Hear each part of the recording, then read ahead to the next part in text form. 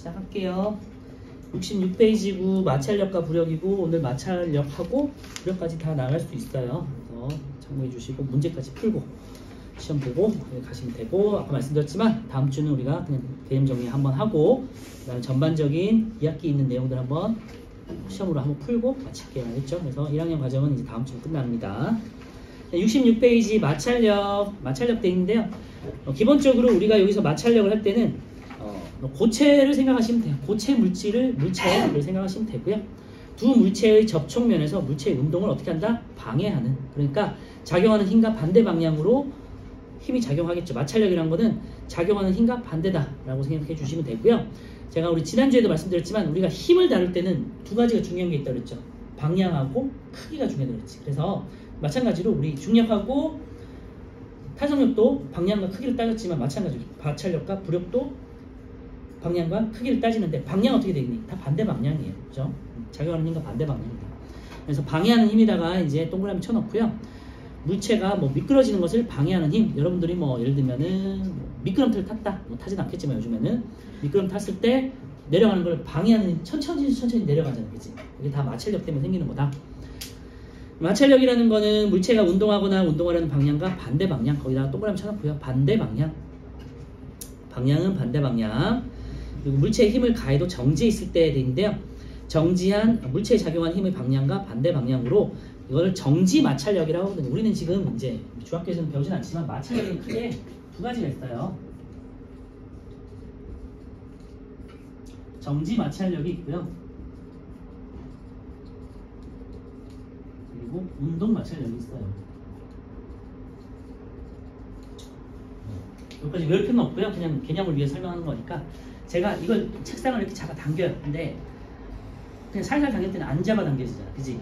이때는 정지해 있는 물체에 작용한 마찰력이기 때문에 정지 마찰력을 해요. 그런데 최대로 이렇게 정지해 있는 데를 내가 어느 순간에는 당기다 보면은 얘가 끌려오는 때가 있을 거 아니야. 그지? 막 움직이기 시작했을 때는 우리 최대 정지 마찰력이라고 해요. 그냥 이런 게 있구나 싶으면 돼요. 오늘은 정지해 있는 물체를 움직이기 직전까지의 마찰력을 최대 정지 마찰력이에요. 그래서 마찰력이 어떻게 되냐면 힘이 계속해서 내가 끌어당기잖아. 그죠? 끌어당기잖아. 그래서 힘이 계속해서 증가할 거 아니야. 그러다가 어느 순간 움직이겠지. 이렇게 움직이겠지. 이때부터는 똑같은 힘을 가하게 되겠죠. 그죠? 그래서 이런 식으로 해서 여기가 그 다음부터는 이제 조금 더 이제 수월하게 이제 움직이겠죠. 그래서 이런 식으로 이제 힘이 떨어지게 되는데 여기는 최대 정지 마찰력이라고 하고, 이제 움직이기 시작했을 때의 마찰력은 운동 마찰력이라고 해요. 그래서 정지한 물체에 작용하는 마찰력을 우리는 정지 마찰력이라고 해요. 움직이지 않을 때, 그지? 정지 마찰력이라고, 움직이기 시작했을 때를 이제 운동 마찰력이라고 한다. 그래서 마찰력에는 크게 두 종류가 있다. 그 정도만 그냥 기억하시면 돼요.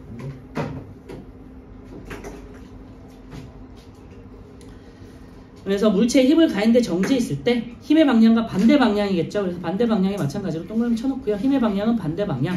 그런데 뭐 정지한 물체니까 움직이진 않았겠지. 그래서 정지한 물체에도 마찰력은 있구나라는 것만 오늘 기억하시면 되고요.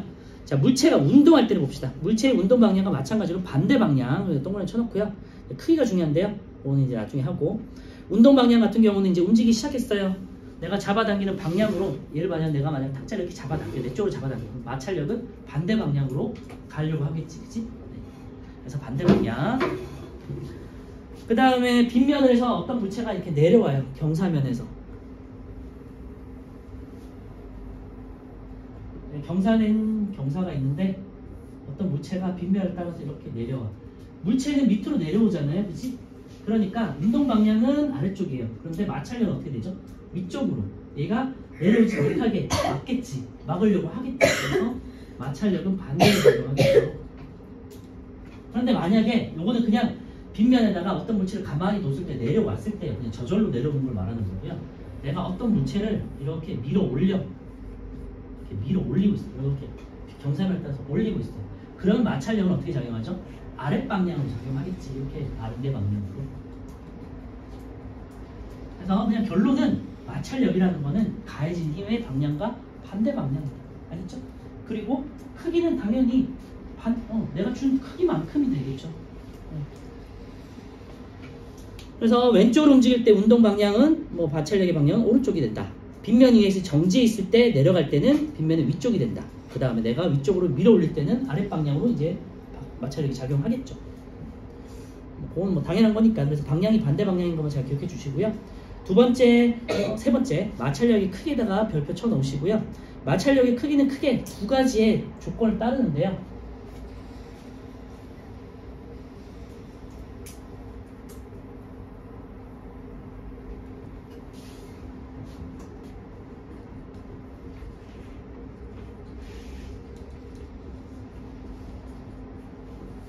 오늘 하는 내용 중에 가장 중요한 게 이 부분이라고 생각하시면 될 것 같아요. 무게, 물체의 무게. 두 번째, 물체의 체질,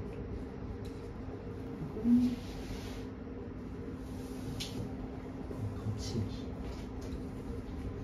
당연한 얘기지만요. 무거우면 무거울수록 마찰력이 커지겠죠. 그죠? 밀기가 어려워지죠. 책상 한 개보다는 책상 두 개를 겹쳤을 때가 더 밀기 어렵잖아요. 그지? 왜냐? 중력이 밑으로 잡아당기고 있기 때문에. 한 개보다는 두 개를 잡아당기는 힘이 더 크겠죠. 그러니까 내가 그만큼 더 밀기가 어려워지겠지. 그래서 무게에 비교하고요. 그 다음에 재질, 거칠기는 뭐 잘 알겠지만 유리바닥보다는 빙판이 더 거칠기가 작잖아. 그러니까 더 밀기 쉬울 거고요. 이런 시멘트 바닥이라든지 좀 거친 바닥이 조금 더 밀기가 어려워지겠지. 그래서 보통 우리 실험할 때는 유리라든지 유리와 사포, 나무 이런 것들을 많이 비교를 하는데요. 사포가 가장 거칠겠죠. 사포 뭔지 알죠? 이렇게 거친 걸 이렇게 긁어낼 때 이렇게 한뜻 있죠. 뭐라고 했나요?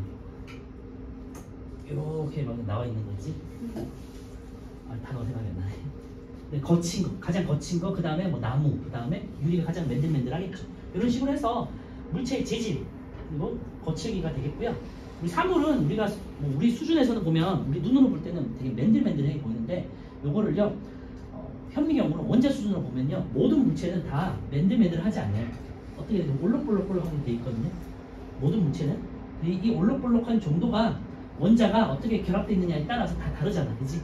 그래서 사포가 가장 거친 거고 그 다음에 뭐 예를 들면 나무 그리고 예를 들면 뭐 유리 예를 들면 뭐 얼음 이런 식으로 해서 맨들맨들한 정도가 다 다르겠죠. 그래서 거칠기가 커질수록 미는 힘도 당연히 커지겠지. 그래서 뭐 어떻게 보면 쉽게 알 수 있고요. 이것도 중요한 건데 이 두 개는 중요한 요인이 되잖아요. 무게와 거칠기는 중요해요. 그런데 넓이 혹은 단면적은 상관이 없다. 예를 들면 내가 이 탁자를 밀 때 이렇게 가로로 해서 미는 거랑 세로로 해가지고 미는 거랑 마찰력은 똑같다는 겁니다. 알겠죠? 그래서 마치 넓은 면에 닿으면은 뭔가 좀 더 밀기 힘들어 보이지만 무게에 의해서만 결정되는 거기 때문에 면적은 상관이 없다. 알겠지? 그래서 물체를 뭐 세로로 두던 뭐 가로로 두던 아니면 뭐 옆으로 두던 비슷한 방향 두던 마찰력은 똑같다는 거예요. 그래서 얼핏 보면 되게 헷갈릴 수 있거든요. 그래서 예를 들면 뭐 실험도 나와 있는데 나무 도막을 가로로 이렇게 두고 이렇게 미는 거랑 세로로 똑같은 무게를 가진 나무 도막을 세로로 두고 미는 거랑 마찰력의 크기는 똑같아요. 그래서 단면적이랑 면적은 상관이 없다. 넓이는 상관이 없다는 것만 잘 기억해 주시면 돼요. 이게 가장 중요한 내용이에요, 오늘은. 마찰력의 크기는 무게가 무거울수록 마찰력의 크기다 거기다가 이제 밑줄 쳐놓고요. 왜냐하면 이제 중력이 커지기 때문에 이제 아랫 방향으로 작용하는 힘이 커지기 때문이고요. 그래서 실험을 보면요, 물체의 무게가 다를 때 나무판 한 개랑 나무판에다가 나무 도막 한 개랑 두 개랑 놓았을 때 비교를 했는데 예를 들면 나무 도막 한 개가 5N이다. 나무 도막 두 개는 10N이 나온다고요. 알겠죠?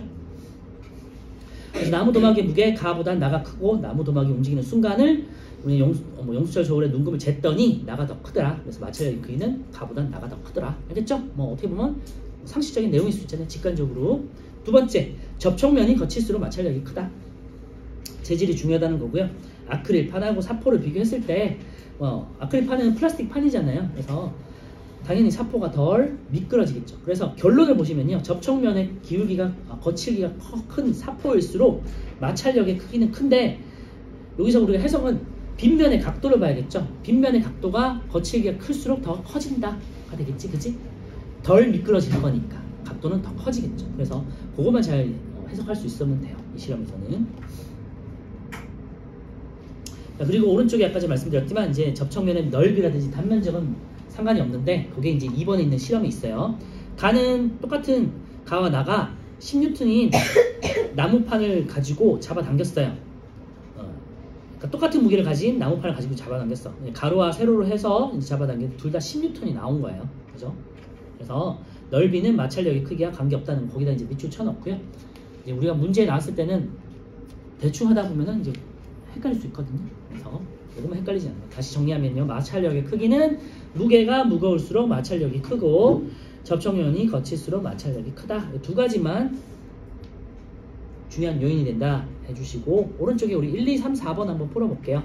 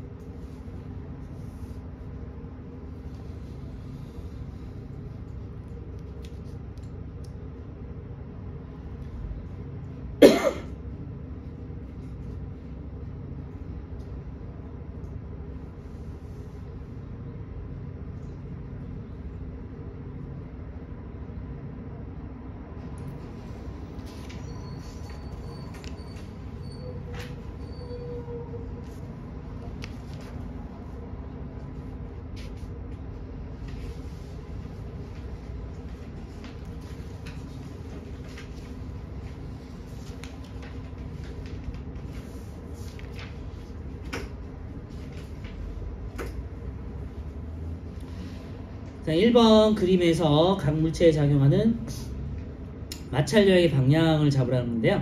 1번 운동 방향은 오른쪽이에요. C 방향. 그러면은 마찰력은 반대 방향인 A가 되겠죠.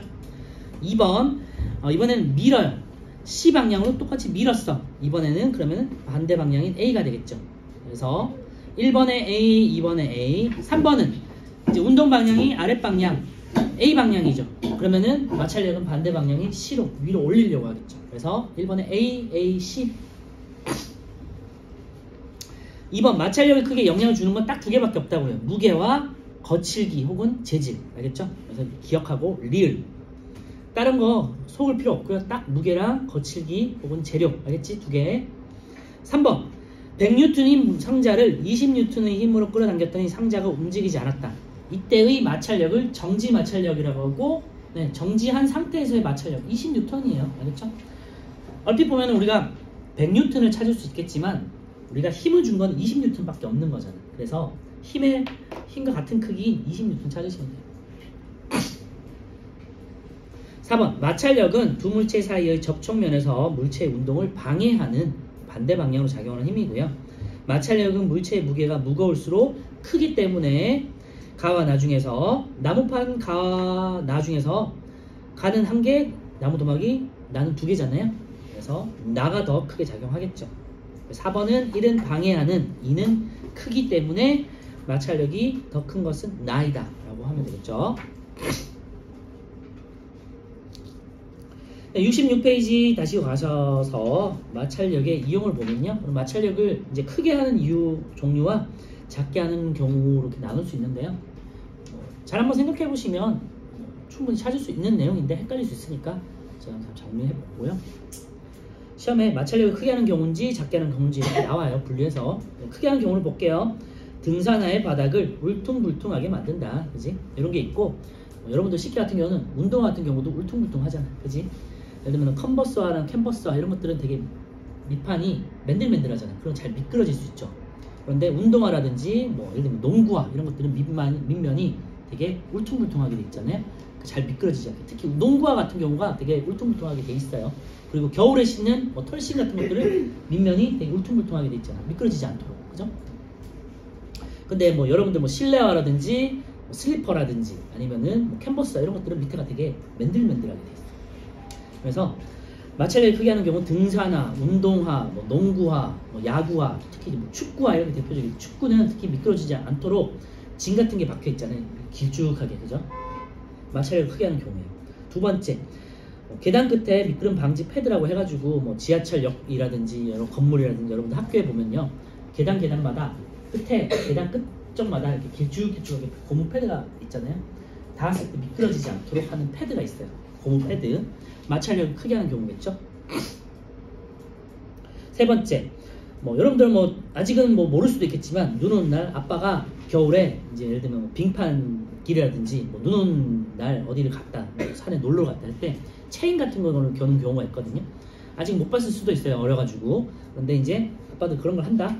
체인을 달면요, 바퀴에다가 체인이라고 해가지고 금속 쇠사슬을 이렇게 달아요. 그래서 달면은 덜 미끄러지겠죠. 그래서 그런 체인을 감는 경우가 있고요. 네 번째, 체저 선수가 뭐 손에 햇가루를 묻힌다든지 아니면은 뭐 바이올린 할 때 뭔가를 또 이렇게 하잖아요. 손진가루 같은 거 하잖아. 네, 그런 경우도 있고 다 마찰력을 크게 하는 경우고요. 제가 말씀드렸던 현악기, 뭐 기타도 마찬가지고요. 기타 할 때도 뭔가를 이렇게 해요. 손에다가. 그다음에 뭐 바이올린 할 때 송진을 한다든지. 그리고 야구 선수들이 이제 야구공에다가 뭐 하기 전에 이제 손을 조금 미끄러면 안 되니까 이제 뭐 송진가루 같은 거 바르는 경우도 있거든요. 네, 그런 것도 이제 확인할 수 있고, 뭐 이 밖에도 겨울이 되면 눈길에다가 뭐 염화칼슘 같은 걸 뿌리긴 하겠지만 뭐 염화칼슘이 없는 경우는 모래 같은 걸 뿌리잖아요. 그치? 덜 미끄러지게 모래 같은 거 뿌려주면, 흙이나 모래 같은 거 뿌려서 덜 미끄럽게 한다든지, 아니면 여러분들이 이제 볼펜 같은 데 보면은 볼펜 끝에 이렇게 고무 패드가 담겨 있죠. 그치? 미끄러지지 않도록 고무가 있어요. 이게 다 마찰력을 크게 하기 위한 것들이에요. 아니면은 뭐 고무 장갑도 있고요. 아니면은 여러분들 뭐 장갑 중에 이제 고무 패드가 있는 것들도 있어요. 이런 것들이 어쨌건 마찰력을 크게 하는 경우다. 쉽게 뭐 생활 속에서 찾을 수 있겠죠. 그럼 반대로 마찰력을 작게 해서 뭔가를 잘 굴러가게 하는 건 어떤 게 있는지 한번 생각해 볼게요.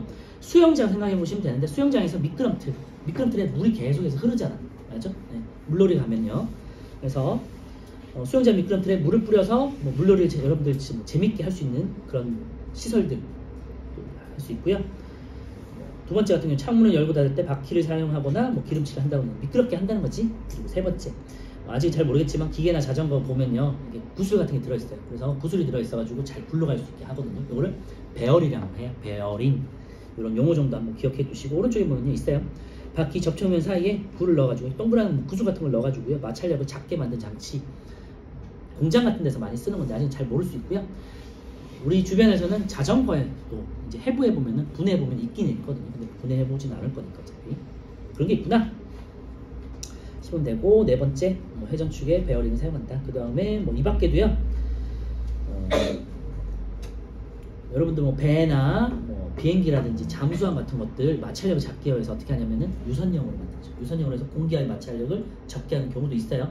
보통은 이제 뭐 고체나 액체에서의 뭐 마찰력을 생각하지만 기체에서의 마찰력을 줄이기 위해서 비행기가 유선형을 띈다든지 새가 유선형 모양을 띈다든지 이런 것들도 마찰력을 작게 하는 경우가 되고요. 자기부상 열차라고 혹시 알아요? 자기부상 열차? 자석의 힘으로 이렇게 열차를 띄우는 거잖아. 아직은 우리나라에 상용화되어 있진 않지만 모노레일이라든지 좀 좁은 짧은 거리에서 시범적으로 운영하는 곳들이 있잖아요. 모노레일 같은 거. 자기부상 열차는 자석의 힘으로 열차와 그 열차의 자석을 철로 사이로 이렇게 띄우는 거예요. 이렇게. 그럼 어떻게 되니? 마찰력이 당연히 네, 줄어드니까 효율이 굉장히 높아지겠죠. 네, 그렇죠? 이런 것들도 있다는 거. 근데 미래에는 지하철이나 기차 같은 데도 많이 쓰겠죠. 연료 효율이 높아지기 때문에. 그래서 뭐 크게 어렵지는 않을 것 같아요. 그리고 우리 수영할 때 수영모 같은 거 쓰는 경우도 물과의 마찰력을 적게 하는 경우가 되겠지. 이런 것도 있으니까 참고해보고 5번은 같이 풀어볼게요. 다음 설명에 해당하는 경우 돼 있는데 마찰력이 커야 편리한 경우 아까 전에 뭐 왼쪽에 있는 거 다 찾아보시면 될 것 같은데 길 위를 걷는다.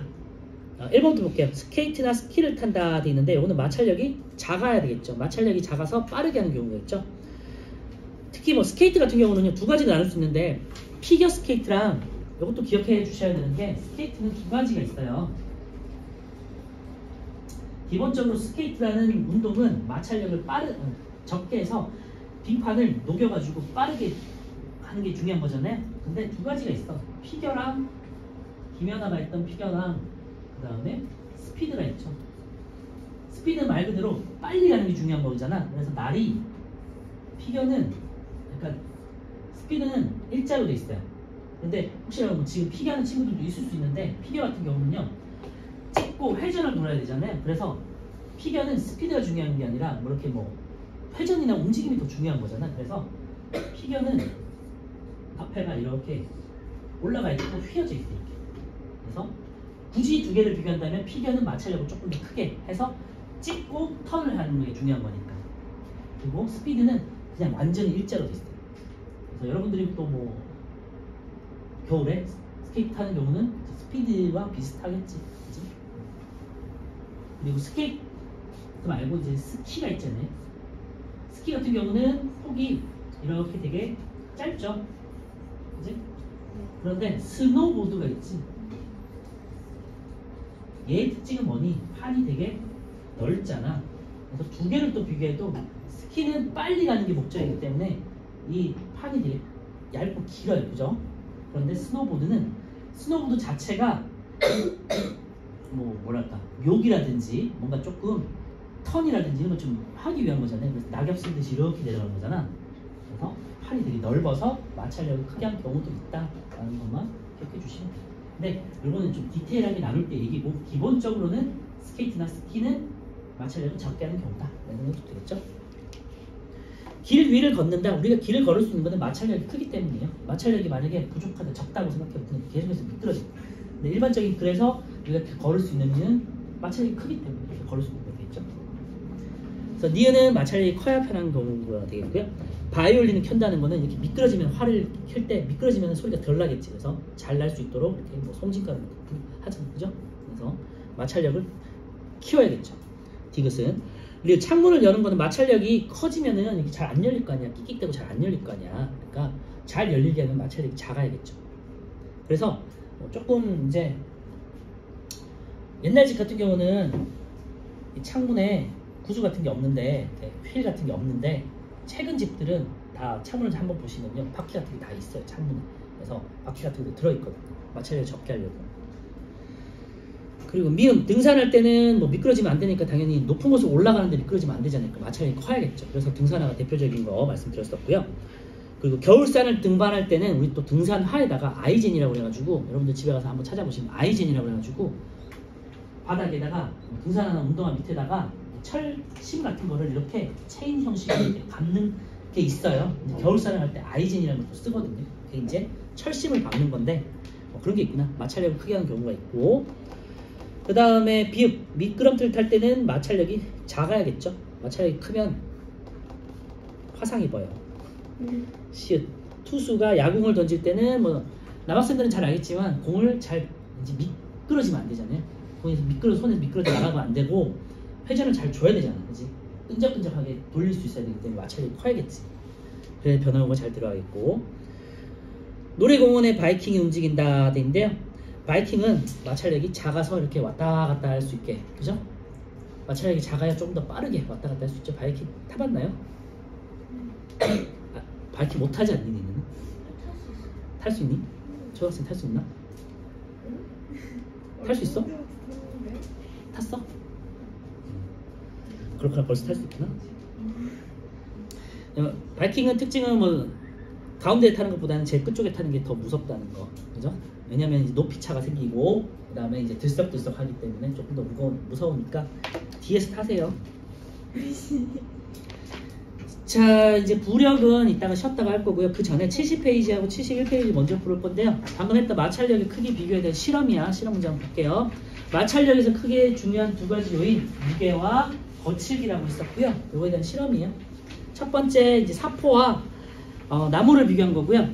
크기와 재질이 같은 두 개의 나무 도막의 한쪽 면에 사포를 붙인다 돼 있고요. 그 다음에 자, 한쪽에는 사포가 있는 거고 한쪽은 그냥 나무 도막인 거죠, 그죠? 그래서 가는 밑면이 나무인 거고 나는 밑면이 사포인 거야. 그거를 나무판에다가 이제 미끄러지게 하는 거죠.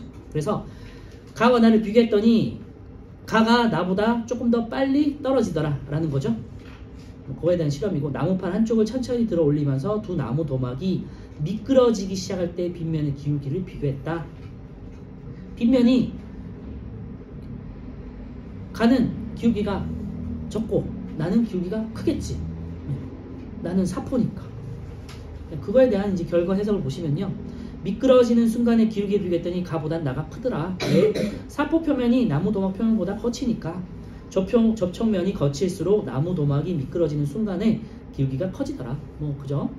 마찰력의 크기 비교 똑같은 거죠. 마찰력이 클수록 미끄러지는 순간 빗면의 기울기가 크고요. 접촉면이 거칠수록 마찰력의 크기도 크더라.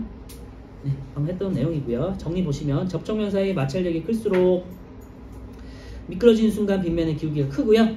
두 물체 사이의 접촉면이 거칠수록 마찰력이 크게 작용한다고요.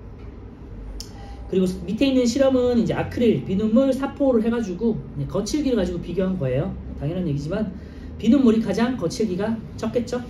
잘 미끄러지고 각도가 제일 완만하다. 그 다음에 아크릴판일 거고, 그리고 마지막으로 사포가 가장 거칠고 경사가 가장 급하더라 라는 거게 되겠죠. 오른쪽에 우리 확인 문제 한번 풀어볼게요.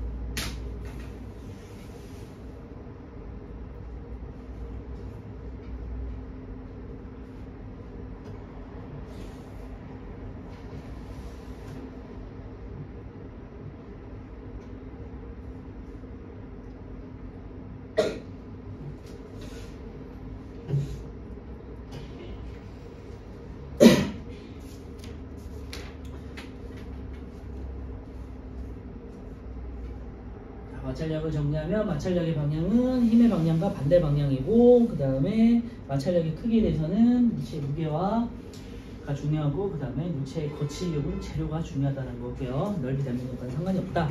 마찰력을 크게 하는 경우와 작게 하는 경우 두 가지로 나눌 수 있으니까 구분할 수 있으면 된다. 생활에서 한번 잘 생각해 보시면 된다 라는 거고요. 자, 자, 1번 나무 도막의 질량이 같아도 접촉면의 거칠기가 다르면, 그죠? 거칠기 중요하지. 마찰력의 크기도 다르다. 맞아요. 2번 나무 도막의 옆면이 바닥을 향하도록 세워서, 면적은 상관없다고 그랬죠. 그러니까 X가 되겠고요. 나무 도막이 미끄러지기 전까지 마찰력이 작용하지 않는다는데요. 정지에 있을 때도 마찰력은 작용해요. 그죠? 그런데 이제 그때를 정지 마찰력, 그러다가 미끄러지기 시작할 때 이제 바뀌는데 이때를 운동 마찰력이라고 한다. 4번 마찰력이 크게 작용할수록 미끄러지기 시작하는 순간에 빗면의 기울기는 커진다. 네. 나무판, 사포, 비닐을 비교했을 때요. 뭐 여러분 잘 알겠지만 나무가 중간, 그 다음에 사포가 가장 기울기가 클 거고요. 그리고 비닐이 가장 기울기가 완만하겠죠. 그래서 비닐은 14도, 나무 25도, 사포 50도고요. 나무 도막의 작용은 마찰력의 크기는 당연히 사포가 가장 크고 나무, 비닐 2번에 3번 되겠죠. 어렵지 않고요. 이 실험으로 알 수 있는 사실은 마찰력의 크기는 거칠수록 커진다고요. 그래서 3번에 3번. 4번 마찰력이 더 크게 작용하는 경우는 당연히 사포고 경사면이 더 급한 거겠지. 그래서 나가 되겠고요. 5번 같은 경우는 제가 모범 답안을 불러드릴게요. 접촉면이 거칠수록 나무 도막이 미끄러지기 시작하는 빗면의 기울기가 크므로 마찰력의 크기는 접촉면이 거칠수록 크다. 다시 한번 볼게요. 접촉면이 거칠수록 나무 도막이 미끄러지기 시작하는 빗면의 기울기가 크므로 마찰력의 크기는 접촉면이 거칠수록 크다. 다시 한번. 접촉면이 거칠수록 나무 도막이 미끄러지기 시작하는 빗면의 기울기가 크므로 마찰력의 크기는 접촉면이 거칠수록 커진다. 크다.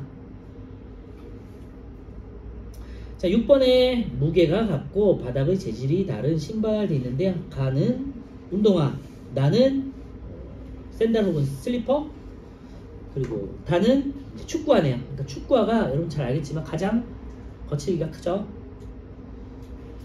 그래서 봤더니 나, 가, 다 순으로 신발이 미끄러졌대요. 나는 뭐 가장 매끄러우니까. 그 다음에 가, 그 다음에 다. 그러면 옳은 것은 이제 거칠기 때문이잖아요. 마찰력이 가장 큰 신발은 다가 되겠죠. 그래서 틀렸고, 신발 다가 받은 마찰력의 방향은 D가 아니라 이제 아랫방향으로 경사져서 내려가고 있으니까 윗방향으로 생각했지. A가 되겠죠. 그래서 니은은 맞아요. 디귿 나무판 위에 사포를 깔고 실험을 다시 하면 미끄러지는 순서는 같겠죠. 대신에 경사도가 더 커지겠지. 그래서 6번에 2번이만 답이에요. 15분까지 쉬었다가 할게요.